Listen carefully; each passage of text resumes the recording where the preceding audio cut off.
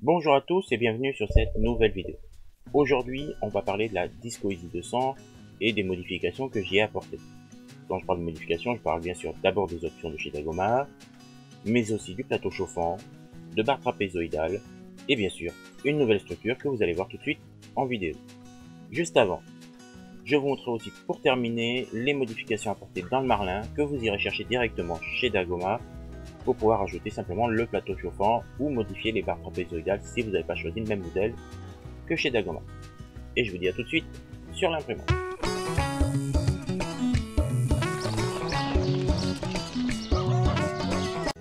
Alors voici cette nouvelle imprimante.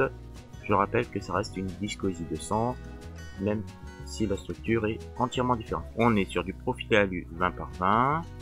Là on voit face avant qui sera d'ailleurs la même que la face arrière, et le support moteur de l'axe Y. Nouveau chariot bien sûr légèrement modifié pour accueillir les barres trapézoïdales. Le support moteur, donc ce sont les mêmes droite et gauche. Voilà, on voit les barres trapézoïdales. Ici on va pouvoir rajouter des roulements, une alimentation 30 ampères ventilée, la carte mère bien sûr caractérisée et ventilée, le bouton de l'extrudeur plus et l'extrudeur, voilà, avec le support bobine qui va bien avec. Au niveau de la programmation, là, bon, j'ai pas allumé le plateau chauffant, mais vous voyez qu'il est opérationnel. Voilà, on va aller d'ailleurs le mettre en fonction. Voilà, je vais le mettre en température à 60 parce qu'on est sur du PLA. Voilà, on va revenir en arrière et on va bien sûr, hop, revenir en arrière. Voilà, et vous voyez bien sûr que la température est en train de monter.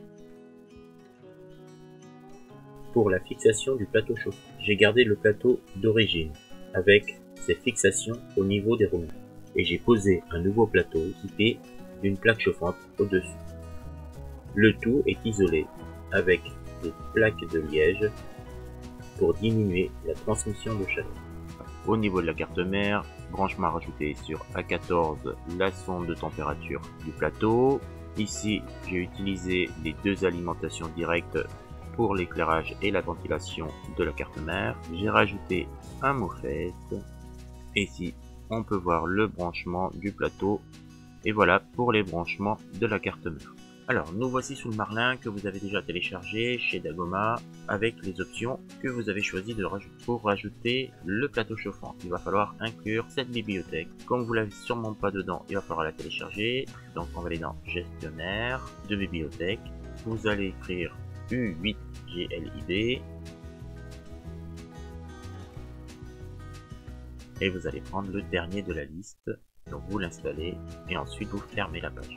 OK, inclure une bibliothèque et ça sera le dernier de la liste, enfin dans les derniers de la liste, voilà, il est là, vous cliquez dessus et il va se rajouter, donc moi je l'ai déjà fait, directement ici.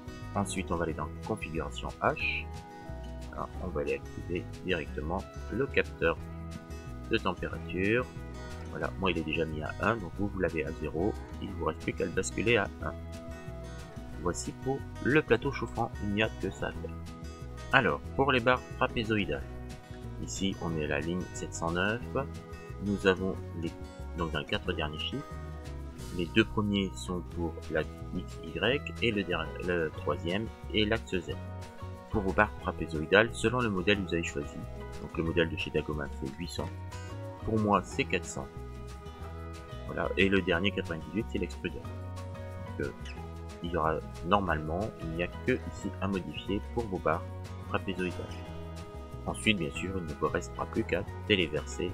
Nous avons connecté notre imprimante sur Pointerface.